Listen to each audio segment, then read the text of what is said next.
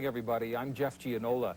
Yesterday, in an exclusive interview with Channel 2 News, alleged murderer Keith Jesperson confessed to being the so-called happy face killer. He now admits to killing 8 people during a murder spree across 5 western states since 1990. Jesperson remains in the Clark County Jail, charged with the murder of a Camas woman last March. This morning, you can listen to the entire telephone interview reporter Bob Heye had with Keith Jesperson. Jesperson begins by saying why he now is going public with this information. I wrote the letter to start some kind of proceedings, hopefully get the guy out of Oregon being wrongly accused of it. That's the happy face letters. This letter, I wrote it because I want to come clean with everything. Essentially, then you're saying that you're in the happy face killer? I am the happy face killer. There's no doubt. There is no doubt in my mind. No, I am him.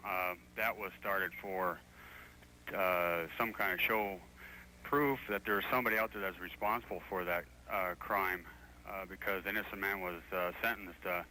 He was forced to take a plea bargain to save his life. Why come forward at this time, then? Well, I got arrested, like you know, and it was just bound to happen. But I've been trying to do it anonymously.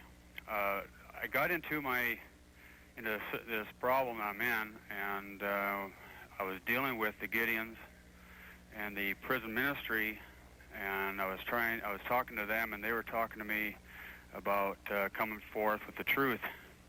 And thank God, you know, I've got them to come and talk to me, and I was able to come out and tell the truth, and I want to get it all over with, so that this man that's in OSP is not prosecuted anymore for his crime, for a crime he didn't commit. I understand. For people who don't understand the series of killings, first of all, why did you do them? I can't answer on that right this time without talking to my attorney, because we still have legal grounds on this.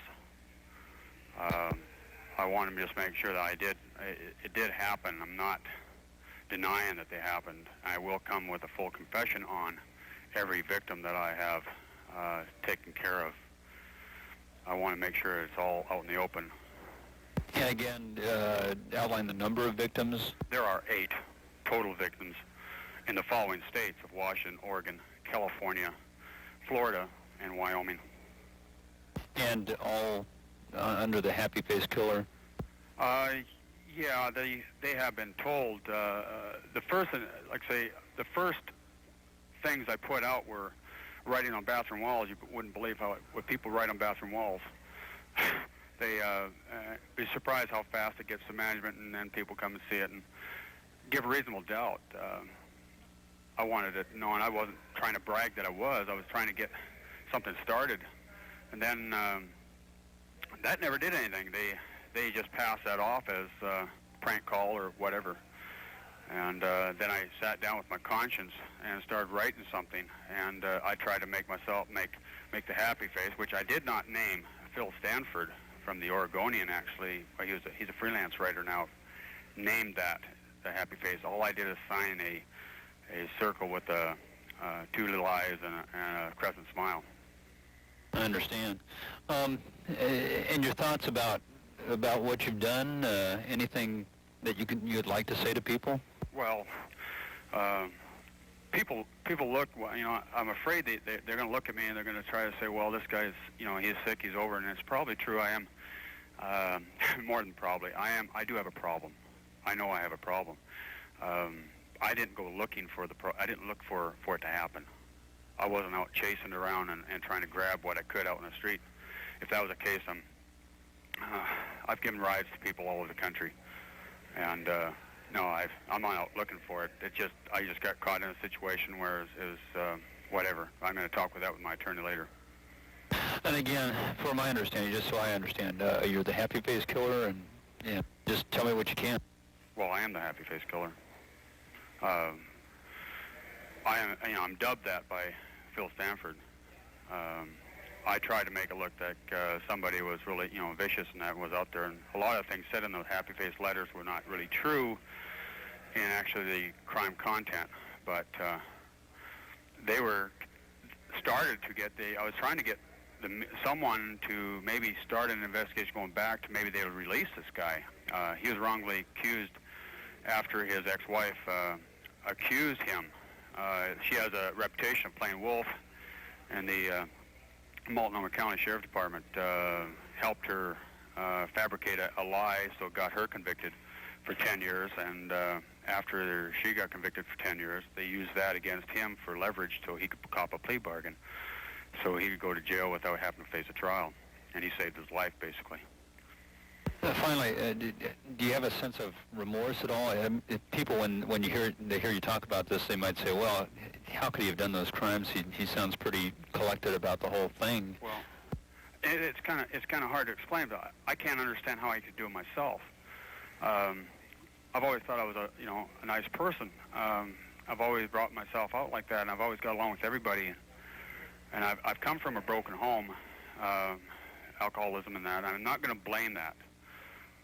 Of course, there's going to be psychologists that are going to stick their nose in it, and they're going to ask how sane I am. And I am a sane person.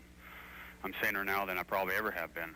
I'm coming forth with the truth. I want to make sure it's out there. Remorse? Yeah, I have a lot of remorse. I haven't slept a good night's sleep in 5 years, 5.5 years. Once again, the one statement you'd like to make about what you're responsible for? Well, I am responsible for the Happy Face killing, which includes 8 people in 5 states.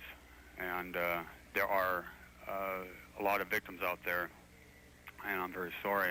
I didn't, for the life of me, I can't understand myself why, but there's probably a lot of people I know that probably can't understand how I could even.